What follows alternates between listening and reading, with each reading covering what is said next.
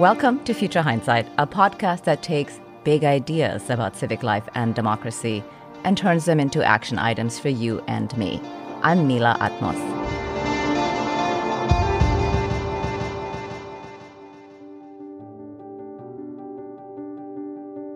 Something I keep coming back to as we explore the diverse and varied themes we tackle on this show, everything from labor unions to housing, from racism in democracy to shaping collective memory, is thinking about the commons and civil discourse. For me, personally, brainstorming and being in dialogue on complicated issues, even disagreeing, is an opportunity to learn different perspectives, to change my mind, and to sharpen my thinking. This is why it's a hard pill to swallow that so many voices are being silenced in this moment of division and media polarization. Today, we're going to think about building the public square with Rich Harwood, the president and founder of the Harwood Institute, where he has innovated and developed a new philosophy and practice of how communities can solve shared problems and change their civic culture. He's also the author of several books, most recently of Unleashed, a proven way communities can spread change and make hope real for all. Welcome, Rich. Thank you for joining us. Thanks for having me. It's so good to be with you. One of our favorite things on the podcast is to speak with citizen activists like you, people who roll up their sleeves and get engaged in the unglamorous work of building community. Tell us about how you got started. What motivated you? First, let me say I actually find this work incredibly glamorous. To do this work every day is inspiring, to see people step forward, to see people be partners in creating their shared future, to see people regain a sense of both personal agency and shared agency in creating the world around them. So I got started in this work 35, 40 years ago for four really clear reasons. One, I'd worked on 20 political campaigns by the time I was 23. The last one, I was an aide to a presidential candidate. And Mila, those campaigns, as much as I liked those candidates and supported them, those campaigns were about striking fear into people's hearts and winning at any cost. And as you and I and your listeners know, things have only gotten worse, not better since that time. Second, I worked for a couple of nonprofits that I'm still in touch with, but I came to believe at that time, and I believe even more today, that there are too many organizations that are afraid to get dirt under their fingernails, to do the hard work we need to do, and frankly, live off the soft money and aren't producing the impact that we need to give people a real sense of hope in their lives and in their communities. Third, I'm a person of faith, and in all sorts of ways, my faith calls me forward to do this work. And lastly, and perhaps most importantly, when I was a child, I was diagnosed with cystic fibrosis. In 1960, that was a death sentence. My parents went on a death watch. Fortunately, my diagnosis changed over the next couple of decades numerous times, but I learned very early on as a kid what it feels like to have your dignity stripped from you, what it feels like to not have a voice, to believe or feel that you're not seen, to experiencing doctors and nurses routinely surrounding your hospital bed, all talking about you but never talking with you. And the confluence of these four different factors prompted me at 27 to say that I believed that there was a better way forward, and to do so against, Mila, all the advice of every single individual in my life, all the mentors I had, my parents, my friends, and being the rebellious individual that I am, it just motivated me even more to want to do this. And as hard as it has been, and it has been enormously difficult, it was the best decision I ever made in my life. I'm really thankful that you're alive and you're doing this work, and you have been doing it for over 30 years and bringing your experiences to the table to strengthen our civic culture in this country. As you have just said, you're focused on creating the kind of civic culture where people can come together to gain real hope. And when you first founded the Institute over 30 years ago, you published Citizens and Politics, A View from Main Street. the first national study to uncover that Americans did not feel apathetic about politics, which was a common belief at the time, but instead held a deep sense of anger and disconnection. And 2 years ago, you published a report called Civic Virus: Why Polarization is a Misdiagnosis. Your finger really is on the pulse of American civic life. How has it evolved in these past 30 years? It's really interesting. We have had the benefit and the good fortune of being supported to go back out into the country every 4 or 5 years to replicate that report, Citizens in Politics. And the trend line is so clear. In 1990, when we released Citizens in Politics, people were mad as hell about politics, about politicians, about the news media, about special interests, about money in politics. Essentially, they felt as though someone had taken over their home and kicked them out.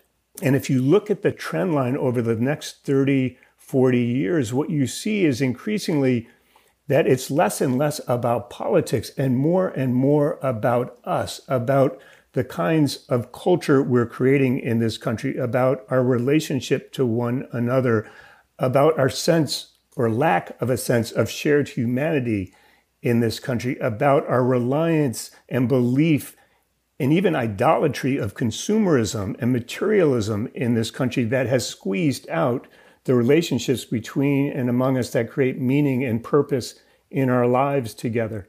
And so when I first did that report, it was about politics and anger. When we just released Civic Virus, it was about something has gone terribly wrong in our country. We have separated and segregated from ourselves and one another. We're kind of in a fight or flight mode. I know I've read about your own background and you don't believe that polarization is what's really ailing us. It's something much deeper. I agree with you. It is something much deeper. There is an anxiety and a fear of one another that has permeated our lives and pushed us into a very natural human response, which is either I'm going to flee because I'm so fearful and anxious of the other, or I'm going to come out swinging and try to win at any cost. And that's where we are today. Mm-hmm. Now, to combat the civic virus, as you call it, you've now embarked on a campaign to build the public square. And I want to make sure that we're talking about the same thing here. So in your mind, what is the public square? What's it all about? I think the public square is where we create our shared lives together. And I believe that what that requires is an enabling environment, an ecosystem, if you will. If you look at how forests develop, trees operate independently, but they're highly interdependent. They talk to each other, they nourish one another, they send each other signals, and it's all kind of hidden from us. Well, communities have a similar kind of ecosystem made up of norms and the networks by which we learn and share things together, by leaders who operate at different levels of society, of organizations who span boundaries and bring us together to get things done, of a sense of shared purpose that we create together, of the narratives or stories we tell each other. We need a robust civic infrastructure where we can come together not to create harmony in the pejorative sense of like we're all going to like each other, we're all going to get along, it's going to be utopia, it's sit around a circle and hold hands and sing kumbaya. That's not how we work through tensions. We need a robust public square where we talk to one another, where we argue and debate with one another, where we try to sort things out together, and where, frankly, we're going to disagree on a whole heck of a lot of stuff, but where we try to figure out what can we agree on so that we can get moving and create a better life for people. So for me, the public square is a noisy place, a messy place, a place filled with innovation and creativity, a place with uncertainty and ambiguity, a place that needs us. It needs all of us so that we can make a go of it as a society together. Definitely, we need to do it together. There's no path forward if it's just one of us, or a handful of us. But really, it has to be a joint effort. So you just also gave us an overview of the evolution of civic life in the last 30 years. And what have you learned over the last 30 years, and specifically as the deterioration of our civic life has continued, that is informing your campaign today? What I'm really asking is, what are you doing now that you haven't done before?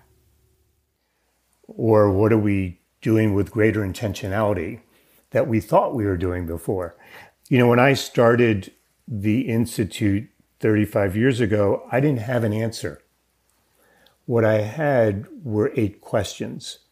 And I put those 8 questions up on a whiteboard. And over the next 30, 35 years, we kept exploring that. And our work kept evolving. It never remained static. We never believed we came to the answer. But here's one insight I have come to in these 35 years, and that we do with much greater intentionality today than we ever have in the past. And that is that we need to pay special attention to the civic culture of our communities, because it is the civic culture that enable us to come together and do the things that you and I were just talking about, that creates the space for people to engage with one another, where we grow leaders who we actually trust and believe are authentic and have credibility.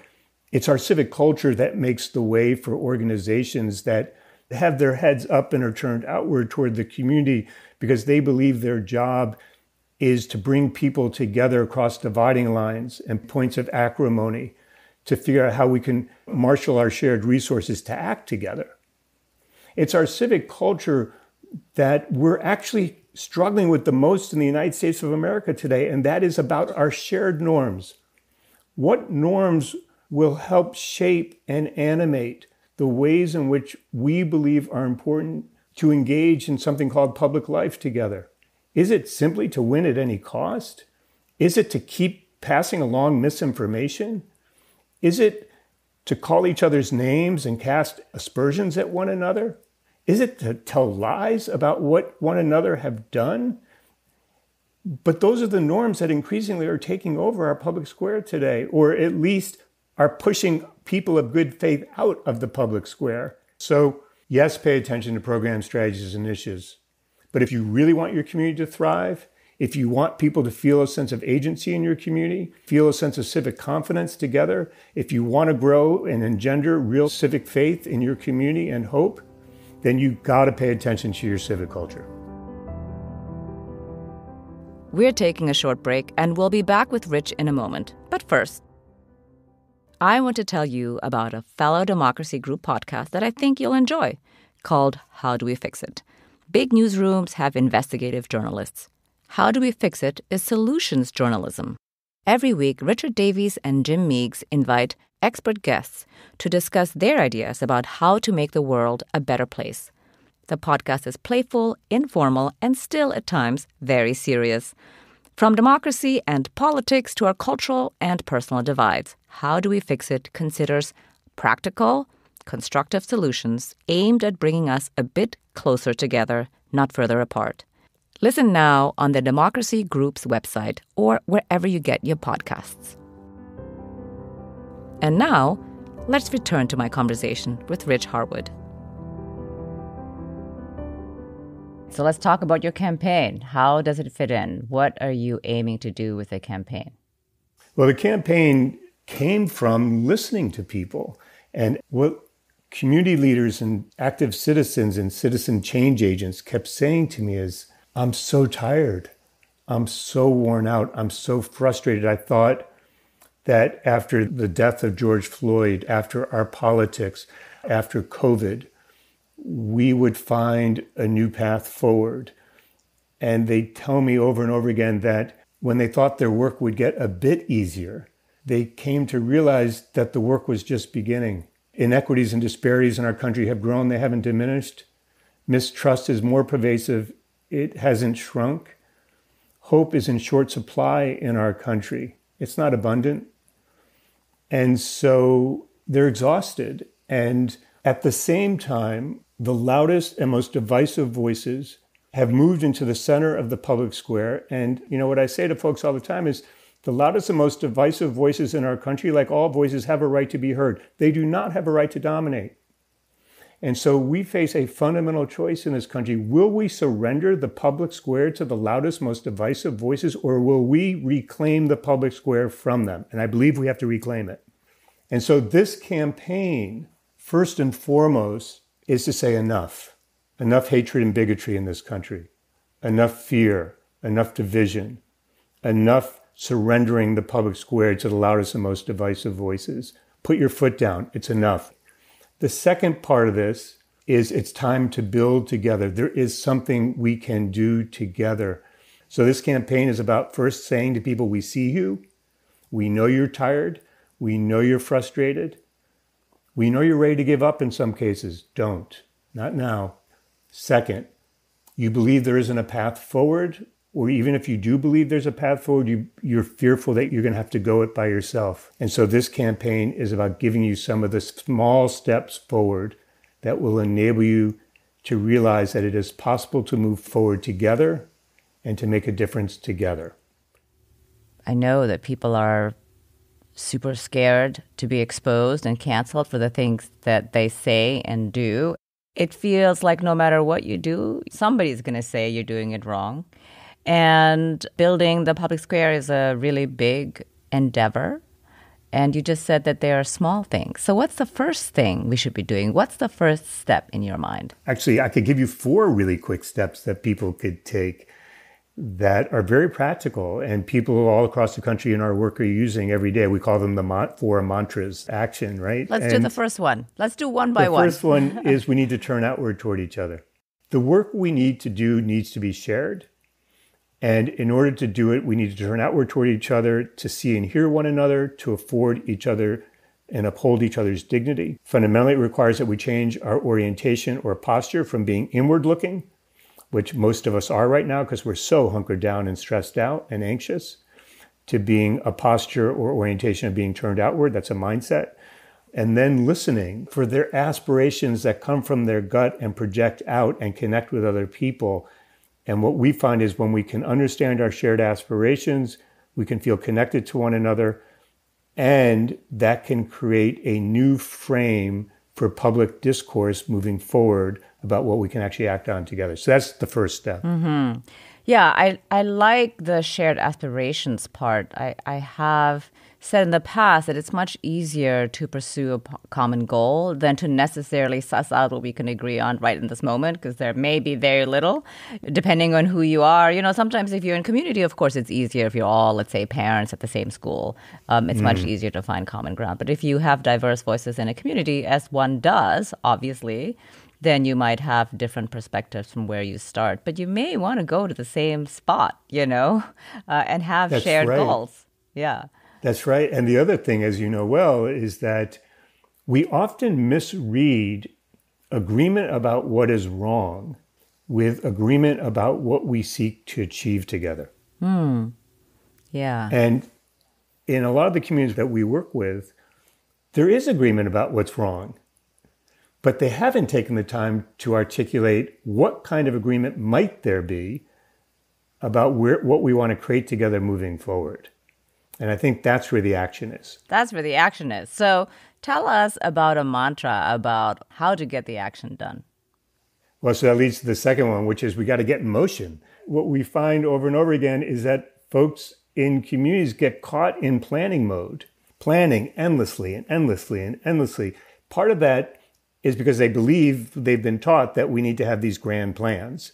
The other, though, Mila, is that planning is a way to soothe your anxiety and your fear and not have to step out. So the second mantra is get in motion. And the reason why getting in motion is so important is because it's only by getting in motion that we can realize that we can actually start to do things together. Maybe it's that by getting in motion, we realize that we each have gifts and talents and innate resources that we never really saw before. They were invisible to us. And all of a sudden, by getting in motion, we begin to realize and discover that we have a sense of personal, and here's importantly, shared agency in creating things together. And so this getting in motion, what we found is the faster we can get folks in motion, the more change they create.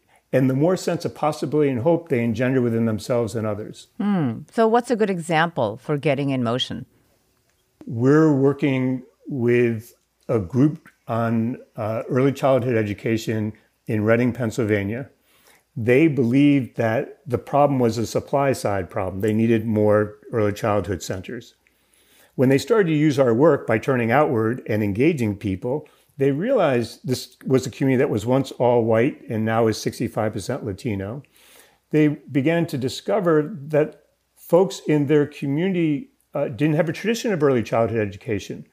They didn't trust the folks who were providing it. They didn't know how to navigate the systems. They relied on grandparents and older children in the family to provide early childhood. So the problem wasn't a supply side problem. The problem was a demand side problem. But by continuing to stay in planning mode on the supply side, they were not making a dent in the problem. They were not even moving.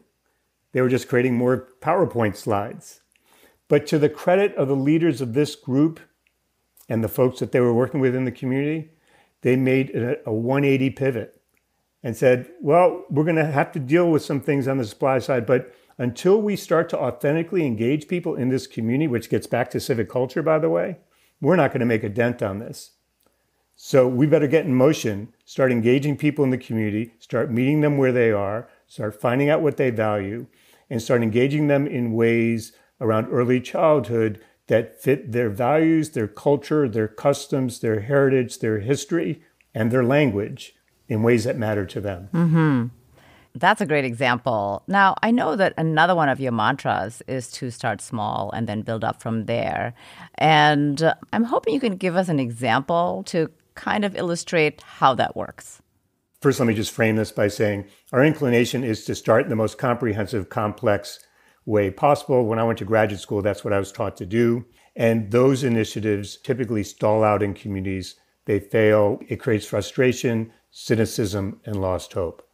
So how about if we tried a different approach? How about if we started small with the intent that we want to grow over time, that we want to catalyze and unleash a chain reaction that takes root and grows and spreads over time like a positive contagion. So here's a really quick example. Clark County, Kentucky.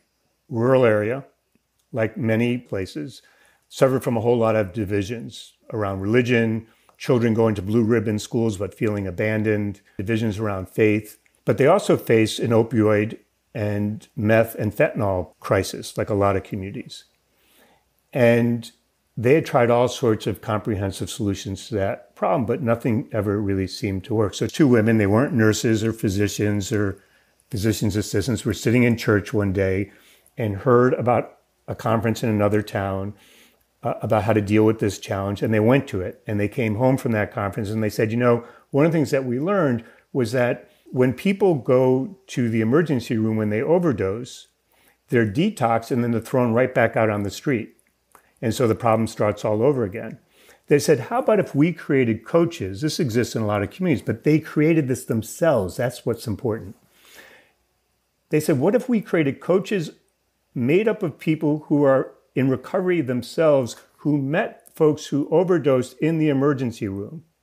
Because the folks who go to the emergency room not only are thrown back on the street, but they feel negatively judged by society. So now they not only are back on the street, but they're filled with shame, which, as you know, doesn't help anyone move forward. So they created these coaches who met folks at the emergency room. That was their first step. That's all they knew, and it worked. But here's what they discovered by starting small and growing big. They said, well, when people leave the emergency room, what happens to them? Well, we need to follow them out of the emergency room. When we do that, what then needs to happen? Well, actually, people recover not simply because of medical care, but primarily because of social networks and other support systems. So how do we help people create these social networks and support systems? Then they said, but people don't have a job to go to a lot of times. How can we help them find a job? But then they realized a lot of the folks don't have the skills to fill the jobs. So how do we provide job training to folks so they can get jobs? Then they realized, well, when folks finally got the skills and the training and they got the jobs, they didn't have the financial literacy skills to make a go of it. So how do we help them create the financial literacy skills? So lo and behold, they did all these things, each of these being a chain reaction of steps.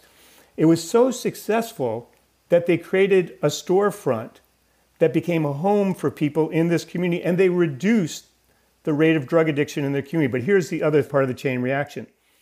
The medical system that looked at these two women and said, you don't know what you're doing. You have no training in this. You have no experience in this. You have no background in this. Will you please get out of our way? All of a sudden started to call them and said, oh, look what you've created. Will you train our staff in how to engage people when they come into the emergency room? Will you train our staff in how to engage in these types of relationships that you're forming? And how you've developed this civic culture around these groups of individuals and this community that you're now building? All of this started by two women with quote unquote no training, sitting in church, looking at each other and saying, what can we do about this? Well, I just heard about this conference. You want to go? Yeah, let's go. And then all this happened. That's a great story. It's so hopeful. And much to the credit of the emergency room, they changed their minds. And they also paid attention. So, I think a lot of people were turning outward here, as you like to promote. And I just mentioned that is a hopeful story. And I know that one of your mantras also is trajectories of hope. Tell us a little bit more about that. Well, it goes along with the other three, which is the other three basically are, we do all sorts of things that dig a deeper hole for us. And inevitably what happens is things that maybe start with a big press conference or a big splash or a big announcement, it's kind of a downward sloping curve. We start really high and then it just keeps diminishing over time, right? And one of the questions that I started the Institute with was, what actually engenders hope? Well, what engenders hope is not that we've solved the problem. It's that people believe that we're taking steps that get us on the right path and that do so with the right expectations, where we're holding ourselves accountable for what we pledged and promised, and where we're building on what we've already produced. That's essentially a description of an upward sloping trajectory, right? We're making progress. What we say to folks is, look, the challenges that you face, whether it's opioid or meth challenges or public school challenges or racism, which is everywhere in our communities, or poverty, all of these things took generations many times to come about. Why say we're going to solve them in 2 or 3 years? We know we're not going to do it, so let's not say it. But let's say we're going to get on a better, more hopeful path, and we're going to hold ourselves accountable for it. And so your job as a change agent, your listeners, our job as change agents is to get on a better path with an upward sloping curve with increasing momentum, ever expanding civic confidence, right? And a greater sense of individual and shared agency in our communities. So many of the actions, I started by talking about the campaign, and people are so tired and frustrated. They don't feel like they're making a difference. But you and I both know they are making a difference. They just don't see it. People who do this work don't see the progress they're making because they're so mired in the day-to-day efforts that are so difficult at times. So we created this tool called Making the Invisible Visible. How do you make visible the things that you're already building? Not by waiting to the end of what you're doing, but to make them visible as you're going so that A, you can start to see the progress that you're making, B, that you can contribute to sharing your story with others to give them hope, not just yourself hope, and C, that you can contribute to this upward sloping trajectory of new hope. And people are using this tool all across the country, and it's remarkable. All right, tell us about this tool. Because right now, in this time of war, people feel incredibly helpless and hopeless. First of all, you don't need to have used our work to use this tool. It's on our website. Download it. It's free. Please use it. harwoodinstitute.org. The tool's rooted in 8 questions, which we spent a lot of time shaping and testing with folks in communities. And it's all around, what are you seeking to achieve? What are you building together? What small wins have you encountered? What are the challenges along the way? And what happens is, as people use these questions, they rediscover their purpose in acting. They discover that they're building something of value in the community, that notwithstanding how big some of these challenges are, that they are creating wins along the way. They're discovering that they have catalyzed and unleashed a chain reaction already. Maybe it's small, but it's real, and it gives them hope that they can keep going. And, we rooted this by studying ritual. It creates a ritual for people. And as you and your listeners know, rituals are often rooted in fellowship, in finding commonalities with others, of creating meaning together.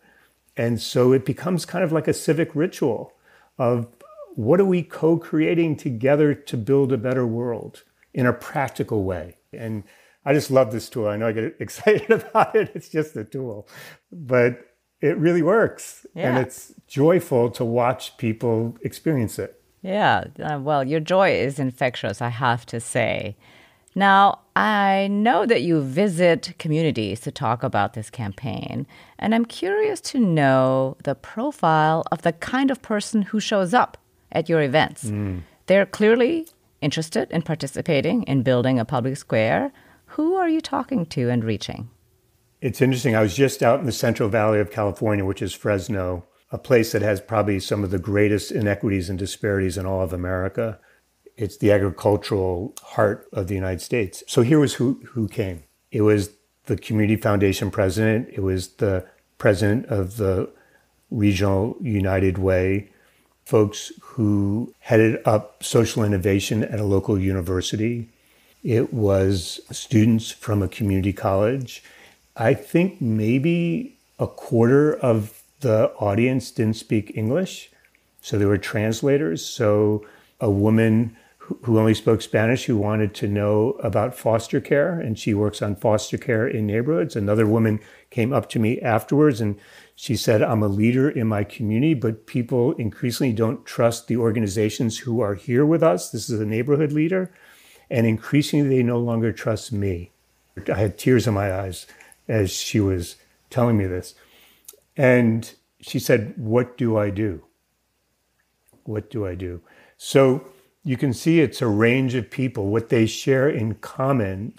We think of leaders as holding a certain title, of going to a certain school, of being of a certain race or ethnicity, of speaking a certain native language, of praying to a certain God, of maybe having a certain sexual orientation.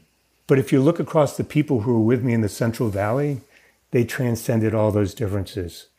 While they may have had individual or personal points of view on those different things, what they shared in common, which is more important, I think, right now, is that they wanted the Central Valley to thrive. They wanted to reduce inequities and disparities in their community. They wanted people from all walks of life to have a real sense of hope in their lives. And I think our opportunity in this country right now is to marshal the collective resources of the types of people who are showing up to these events and to say, let's go, and let's go together. We're meant to go together as human beings. That's how we're built. That's our DNA. I would say that's how God made us in some ways. And realizing that we will disagree on a lot of things, our task is to find out what we can agree on and how we can get things moving.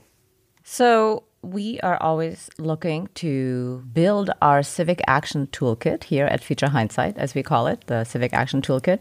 What are two things an everyday person can do to create this trajectory of hope, to have accountability for ourselves, but steadily making progress towards that goal where we are at least getting on the same path? Yeah, this may sound a little soft, but I actually think this is really important. One, I would say is, when I was a kid and sitting in those hospital beds, my parents were overwhelmed. They didn't have the resources or the wherewithal, and I was falling through the cracks.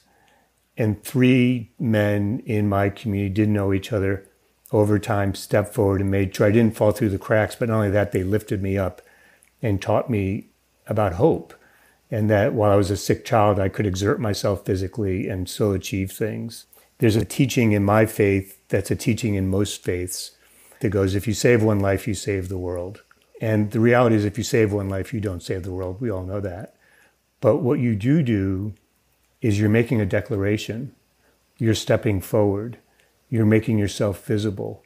You're placing a value not only on your life, but on someone else's life. You're saying that we need to go together, that we need to be together, that we need to work together. So often in our society, small efforts are diminished because they're not systemic enough, they're not big enough, they don't cost enough, they're not flashy enough, technical enough. And so what I would say to your listeners is, don't let anyone diminish your efforts, no matter how large or small. They're all worthwhile and we need them all. So that's one. The second goes back to something we were talking about earlier, which is at a time when we feel under anxiety and stress, when we fear one another, we don't believe we can make a difference, but we are making a difference. Each of your listeners, I'm sure, is making a difference already. And so get that Making the Invisible Visible tool and download it from our website and start to use it and make what you're doing visible first and foremost to yourself and to those you're working with, and give yourself a sense of possibility and hope that you're actually already making a difference. You're already doing good work. You're doing good deeds. And then to share those stories with others, because not to pat yourself on the back, not to give yourself credit for things you didn't do yet, not to blow out of proportion the things you did achieve already, but simply to say it's possible to move forward when we get together and work together, even when we don't like each other, even when we disagree, even when we come from different walks of life, we can still do it. That is very good advice and the perfect antidote to feeling helpless and hopeless, right? So many of us are saying, what else could I be doing? But maybe really, first and foremost, we should see what we are already doing. That's right. So as we are rounding out our conversation here today, looking into the future, what makes you hopeful? What makes me hopeful are the things that I've seen over the last 35 years. The people of Flint, Michigan, who came together against the highest homicide rate in the country at the time, losing 30,000 jobs, living in persistent poverty and fighting to move their community forward. The two women in Clark County, Kentucky, who looked at each other in church and said, we can do something, let's go do it. And the folks in Reading, Pennsylvania, who are not only making progress on really specific education challenges, but who are changing in a much larger way the civic culture of their community. They give me enormous hope every day. The fact that in American history, over and over again, knowing that our country was founded with stains on its civic fabric, that we have continued to fight to make a more perfect union. And we are imperfect. We are still highly imperfect, but we still fight as a country to move forward. Sometimes it's 2 steps forward, 1 step back. Sometimes it's 1 step forward, 2 steps back. But we haven't given up. And so that gives me great hope. So I know right now that this is a time to be pessimistic, when we should feel hopeless. I know when we should be saying we can't trust any leaders. And I say to all that, okay, fine. Get it out of your system, say it. But what are you going to do now? Let's get moving. Let's start creating together. And out of that, much like throughout American history, we can start to get on a more hopeful trajectory. And that's how this country has always changed. And I believe, at least right now, that's how it's going to change moving into the future. Yeah, hear, hear. I think you're right. It's indeed very hopeful that we have not given up. Thank you very much for joining us on Future Hindsight. It was really a pleasure to have you on the show. Thanks so much for having me. Rich Harwood is the president and founder of the Harwood Institute, where he has innovated and developed a new philosophy and practice of how communities can solve shared problems and change their civic culture. Next week on Future Hindsight, we'll be sharing an episode from our good friends over at Democracy-ish. Danielle Moody and Wajahat Ali are joined by author and NPR Morning Edition co-host Steve Inskeep, whose latest book is Differ We Must: How Lincoln Succeeded in a Divided America. The three of them discuss why dissent is necessary and how it is as American as apple pie. That's next time on Future Hindsight. Did you know we have a YouTube channel? Seriously, we do. And actually, quite a lot of people listen to the show there. If that's you, hello. If not, you'll find punchy episode clips, full interviews, and more. Subscribe at youtube.com/futurehindsight. This episode was produced by Zach Travis and me. Until next time, stay engaged.